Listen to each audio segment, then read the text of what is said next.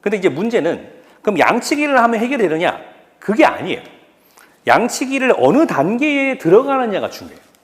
그러니까 기본적인 뭐랄까요, 그 이제 베이스가 되어 있지 않은 입장에서 양치기를 한다. 그러면 그냥 쳇바퀴만 돌고 있는 거지 아무것도 쌓이는 게 없거든요.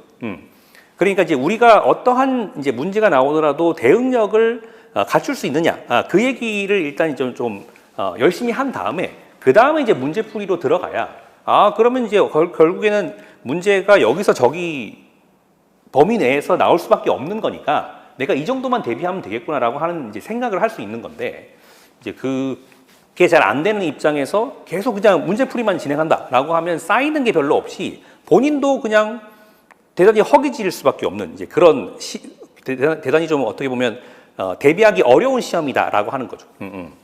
그래서 이제 저도 이제 그 부분을 어떻게 설명할지에 대해서 항상 고민을 하고는 있습니다만 여튼간에 지식이 필요하지 않다. 우리가 유일하게 해야 할 건 시험장에 가서 새로 던져지는 그 문제의 근거를 찾는 거다라고 하는 점만 좀 잘 기억을 해보시면 많은 문제들을 풀어 가시는데 좀 도움을 받으실 수 있지 않을까 그런 생각이 듭니다.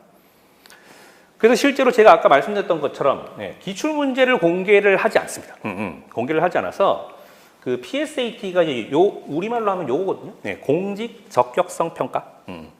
그래서 공직에 진출하고자 하는 이제 그 수험생들의 뭐랄까 적성 요거를 이제 평가를 하겠다라고 이제 이름이 붙여져 있는 건데 사실은 뭐 이제 여담 같은 겁니다만 그 제가 담당하고 있는 과목이 이제 상황 판단이라고 했잖아요. 그럼 이제 상황 판단이라고 하는 이름의 시험을 친다라고 하면 여러분은 누구의 상황 판단 능력을 물어보는 거라고 생각하실 것 같으세요? 상황 판단이라고 하는 이름의 시험을 볼 거예요. 그러면 누구의 상황 판단 능력을 물어보는 겁니까? 당연히 응시자의 상황 판단 능력을 물어보는 거라고 생각하지 않으시겠어요? 근데 제가 분석해 본 바로는 그렇지 않아요. 왜냐하면 응시자의 상황 판단 능력을 평가를 하고자 한다면 이 시험이 주관식이어야 돼요.